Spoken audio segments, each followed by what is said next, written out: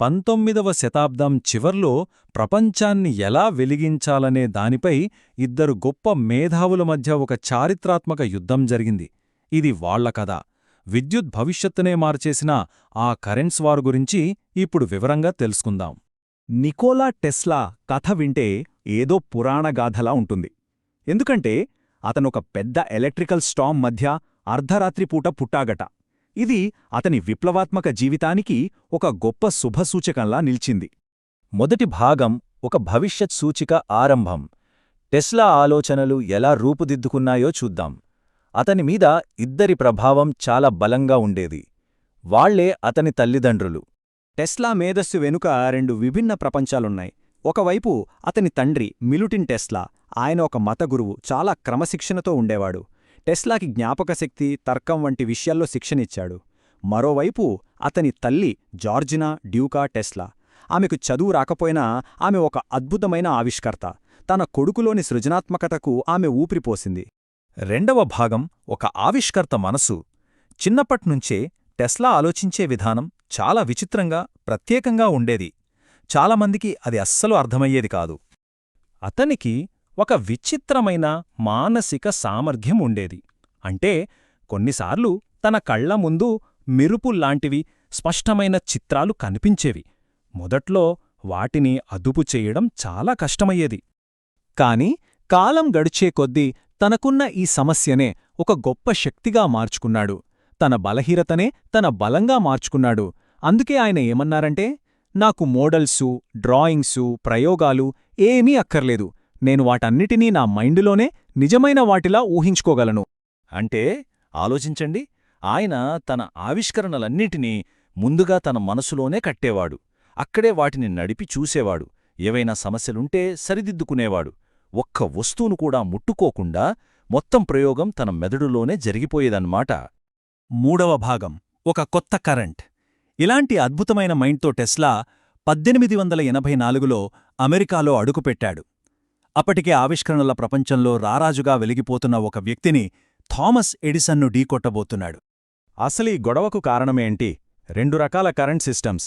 ఒకటి ఎడిసన్ నమ్మిన direct current, అంటే డీసీ. ఇది సురక్షితమే, కాని ఎక్కువ దూరం ప్రయాణించలేదు. రెండోది టెస్లా కనిపెట్టిన ఆల్టర్నేటింగ్ కరెంట్, అంటే ఏసీ. ఇది చాలా దూరం వెళ్తుంది, కాని హై వోల్టేజ్. జార్జ్ వెస్టింగ్హౌస్ అనే ఒక పెద్ద వ్యాపారవేత్త టెస్లా ఏసీ సిస్టంలో ఉన్న పవర్ని గుర్తించాడు. అంతే, దాన్ని వెంటనే అందిపుచ్చుకున్నాడు. చూస్తూండగాని ఏసీ సిస్టం అడవిలో మంటలా వ్యాపించింది. కేవలం ఒక్క సంవత్సరంలోనే వెస్టింగ్హౌస్ డజన్ల కొద్దీ ఏసీ పవర్ స్టేషన్లు కట్టేశాడు. ఇది ఎడిసన్ డీసీ సామ్రాజ్యానికి నేరుగా పెను సవాలు విసిరింది. నాలుగవ భాగం కరెంట్స్ యుద్ధం. ఇక్కడ తనకంటే మంచి టెక్నాలజీతో ఒకరు ముందుకొస్తుంటే ఎడిసన్, అతని మనుషులు టెక్నాలజీతో పోటీ పడలేదు. దానికి బదులుగా వాళ్లు ప్రజల మనసుల్లో భయాన్ని సృష్టించే మార్గాన్ని ఎంచుకున్నారు. దీనికి నాయకత్వం వహించింది హెరాల్డ్ పి. బ్రౌన్ అనే ఒక ఇంజనీర్. అతను ఊరూరా తిరిగి ఏసీ కరెంట్ చాలా ప్రమాదకరమని, ప్రాణాల తీస్తుందని ఒక పెద్ద ప్రచారం మొదలుపెట్టాడు. మరి ఏసీ ప్రమాదకరమని వాళ్లు ఎలా నిరూపించారు అనుకుంటున్నారు? వాళ్లు చేసిన పని చాలా దారుణమైంది. బహిరంగంగా అందరూ చూస్తుండగా వీధి కుక్కల్ని, దూడల్ని, చివరికి ఒక గుర్రాన్ని కూడా ఏసీ కరెంటుతో షాకిచ్చి చంపేశారు. ఈ ప్రదర్శనల వెనుక ఎడిసన్ ల్యాబ్ నుంచి టెక్నికల్ సపోర్ట్ కూడా ఉందన్నది ఇక్కడ గమనించాల్సిన విషయం. ఈ భయానక ప్రచారం ఇక్కడతో ఆగలేదు. దాని పరాకాష్టే ఎలక్ట్రిక్ కుర్చీ. మరణశిక్ష కోసం వాడే ఆ కుర్చీకి కావాలనే వెస్టింగ్ హౌస్కు చెందిన ఏసీ జనరేటర్ను వాడారు. ఎందుకంటే ఏసీ కరెంట్ అంటే చావు అని ప్రజల మనసులో బలంగా నాటాలన్నది వాళ్ల ప్లాన్. దీనికి తోడు ఒక లైన్ మ్యాన్ ఏసీ వైర్ తగిలి చనిపోవడంతో మీడియా మొత్తం వైర్ ద్వారా మరణం అంటూ నానా యాగీ చేసింది. ఈ సమయంలో ఎడిసన్ స్వయంగా రంగంలోకి దిగి ఏసీకి వ్యతిరేకంగా మాట్లాడి ఆ భయానికి మరింత ఆజ్యం పోశాడు. ఐదవ భాగం ఒక కాంతి వారసత్వం. ఇంత దారుణంగా ప్రచారం చేసినా నిజం ఎక్కువ కాలం దాగదు కదా. చివరికి ఏసీ టెక్నాలజీనే ఉత్తమమైనదని, ఆర్థికంగా కూడా లాభదాయకమని నిరూపించబడింది. రెండు కీలకమైన సంఘటనలు ఈ యుద్ధానికి ముగింపు పలికాయి. మొదటిది 1893 చికాగో వరల్డ్ ఫేర్. ఆ మొత్తం ఫేర్కి వెలుగులు పంచే కాంట్రాక్ట్ టెస్లా వెస్టింగ్హౌజ్లకే దక్కింది. లక్షలాది మంది ఏసీ పవర్ ఎంత సురక్షితమో, ఎంత శక్తివంతమో కళ్లారా చూశారు. రెండవది, నయాగర జలపాతం దగ్గర కట్టిన మొట్టమొదటి భారీ హైడ్రో ఎలక్ట్రిక్ ప్లాంట్. ఇది ఏసీకి దక్కిన ఒక చారిత్రాత్మక విజయం.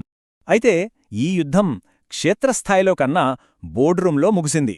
విచిత్రమేంటంటే, ఎడిసన్ కంపెనీ అనే ఎడిసన్ జనరల్ ఎలక్ట్రిక్ తన అతిపెద్ద ఏసీ ప్రత్యర్థితో కలిసిపోయి జనరల్ ఎలక్ట్రిక్ అంటే జీఈగా మారింది.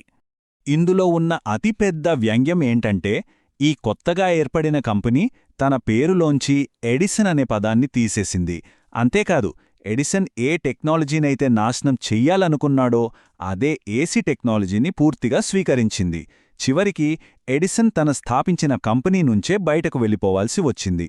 చాలా సంవత్సరాల తర్వాత ఎడిసన్ తన తప్పును ఒప్పుకున్నాడట. తన సహచరుడితో, నేను తప్పు చేశాను, ఆల్టర్నేటింగ్ కరెంట్ శక్తిని నేను తక్కువ అంచనా వేశాను అని చెప్పాడట. ఈ కరెంట్స్ యుద్ధం మనకు ఒక విషయాన్ని స్పష్టంగా గుర్తుచేస్తుంది. ప్రపంచాన్ని మార్చే గొప్ప గొప్ప ఆవిష్కరణలు కూడా మొదట్లో ఎంత తీవ్రమైన వ్యతిరేకతను, భయాన్ని ఎదుర్కోవాల్సి వస్తుందో చెప్పడానికి ఇదొక పెద్ద ఉదాహరణ. ఇది మనల్ని ఒక ప్రశ్న అడిగేలా చేస్తుంది. ప్రపంచాన్ని మార్చే ముందు ఇలాంటి ఎన్ని గొప్ప ఆలోచనలు మొదట భయాన్ని ఎదుర్కొంటాయి?